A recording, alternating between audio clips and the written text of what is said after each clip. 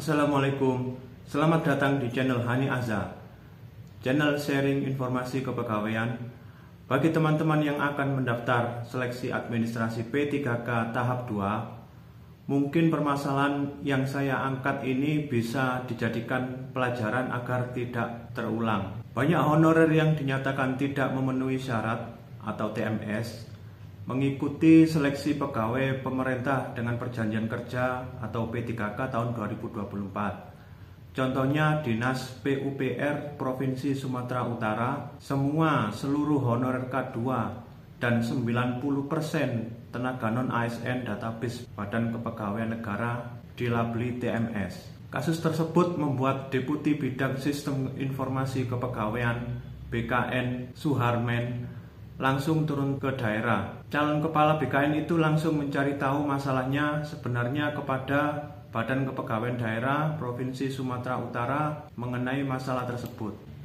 Dikatakan Deputi Suharmen, pada dasarnya honorer bisa mendaftar dalam satu instansi dengan organisasi perangkat daerah atau OPD berbeda dari tempat mereka honor. Tetapi honorer harus memenuhi persyaratan sebagaimana di dalam Permen PAN RB nomor 347 tahun 2024 diktum ke-7, yaitu memiliki pengalaman kerja minimal 2 tahun sesuai kompetensi jabatannya. Kalau tidak punya pengalaman ya TMS, ungkap Deputi Suharmen. Dicontohkannya kalau selama ini menjadi honorer pada jabatan pelaksana administrasi keuangan di OPDA, namun di OPDA tidak membuka formasi dan adanya hanya di OPDB di instansi yang sama, maka yang bersangkutan dapat mendaftar di OPDB, tetapi dengan syarat memiliki pengalaman kerja sesuai dengan kompetensi tugas jabatan yang dilamar minimal 2 tahun. Dari hasil pengecekannya kepada BKD Sumatera Utara, Deputi Suharmen mendapatkan panitia seleksi daerah atau Panselda di daerah itu sudah menerapkan Permen PAN RB 347 tahun 2024 dengan benar. Para honorer diberikan kesempatan mendaftar di OPD lain, tapi sudah mengingatkan pengalaman kerjanya harus memenuhi syarat.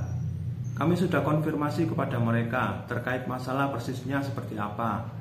Nah, ternyata semua instansi sudah disampaikan sejak awal kepada calon peserta, paparnya. Pada intinya, sambung Deputi Suharmen, menurut Kepala BKD Sumatera Utara, pengalaman kerja honorer tidak sesuai, sehingga banyak mereka yang TMS. Deputi Suharmen juga menceritakan, guna menjawab permasalahan tersebut, dirinya harus konfirmasi dulu mencari fakta-faktanya.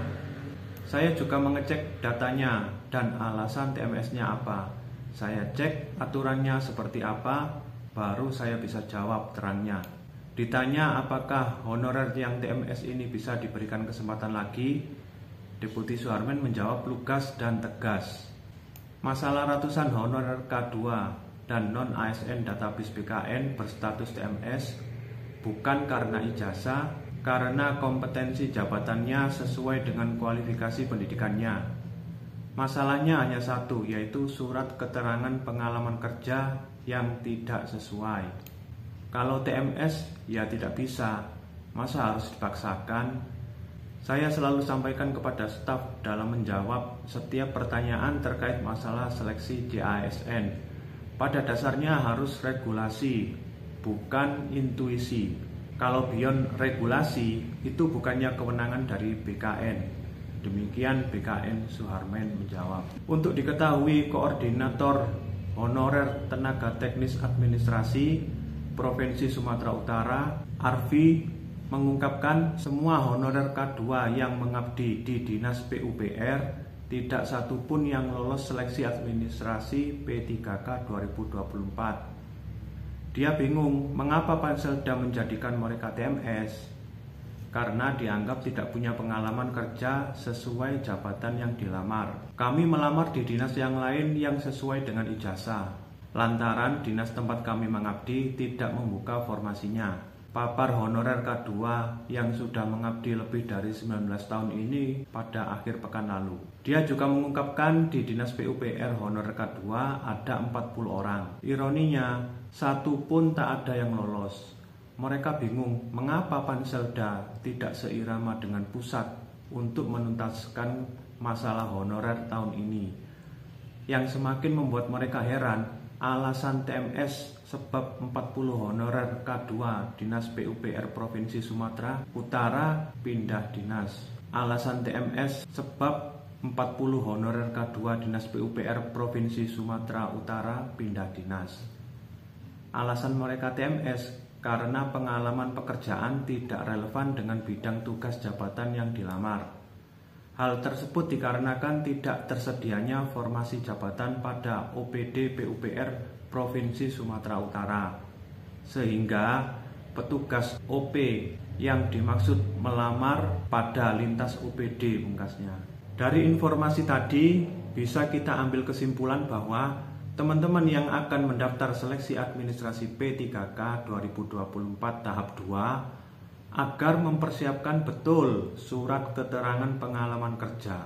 Misal nih, teman-teman tugasnya staf administrasi umum atau yang lain sesuai SK masing-masing, sama sekali tidak masalah. Yang terpenting adalah pada surat keterangan pengalaman kerja, cantumkan kata-kata yang menjelaskan bahwa teman-teman mempunyai pengalaman kerja sesuai dengan posisi yang dilamar. Dalam hal ini saya contohkan untuk posisi sebagai pengadministrasi perkantoran, itu minimal 2 tahun dengan ditandatangani oleh pejabat atasan posisi atau instansi tersebut. Jadi harus ada kata-kata itu. Tujuannya adalah agar verifikator tahu bahwa teman-teman relevan nih untuk tugas atau jabatan yang dilamar. Jadi boleh saja jabatan dan pengalaman berbeda, seperti dijelaskan pada video berikut. Pertanyaan selanjutnya adalah anonimus lagi. P3K teknis yang tidak dapat formasi, apa bisa melamar di formasi yang buka, meski tidak sesuai dengan jabatan saat ini? Contohnya, penguji kendaraan bermotor ke administrasi perkantoran. Bisa nggak Mas Yudi kayak gitu? Oh gini ya, itu soal surat keterangan pengalaman kerja gitu ya. Ya. Saya saat ini bekerja sebagai PKB, penguji kendaraan bermotor di Dinas Perhubungan. Kemudian hanya ada formasi pengadministrasi perkantoran di instansi tempat saya bekerja. Apakah saya boleh melamar ke sana?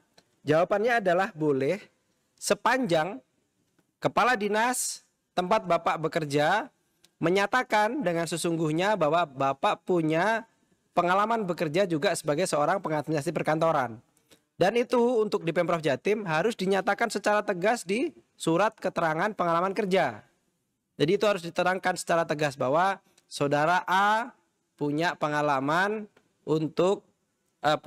kerja selama 2 tahun dalam jabatan pengadministrasi perkantoran.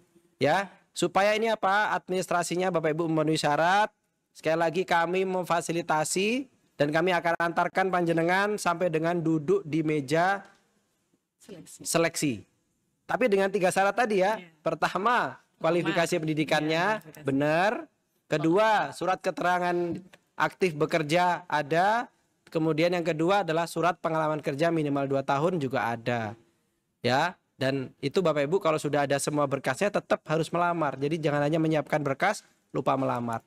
Belajar dari apa yang sudah terjadi di tahun 2023, kami buka formasi guru itu sebanyak 5.885 formasi. Dari sana ternyata ada sekitar 4.000-an formasi yang bisa dilamar dari swasta ya, karena mereka dari P1. Ternyata sebanyak 390 orang nggak melamar. Macam-macam alasannya. Ada yang karena lupa submit, ada yang karena mereka tidak diizinkan oleh tidak diizinkan oleh yayasan tempat yang bersangkutan bekerja, dan banyak hal lain yang sifatnya alasan pribadi begitu. Sehingga 390 orang itu formasi kami kosong.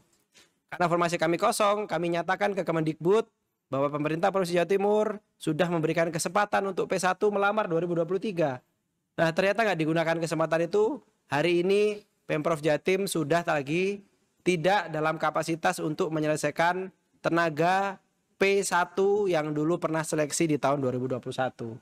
Nah, akhirnya gimana? 390 orang itu tetap bisa melamar dengan melepas status prioritasnya mereka. Mereka hanya boleh melamar sepanjang yang bersangkutan sudah 2 tahun dia aktif mengajar di sekolah negeri. Hanya itu saja. Jadi mereka statusnya P1 sudah hilang. Ya. Semoga informasi yang telah saya sampaikan bermanfaat. Harapannya semoga meminimalisasi TMS pada seleksi P3K tahap 2. Terima kasih sudah menyaksikan video kami. Sampai ketemu di video selanjutnya. Wassalamualaikum.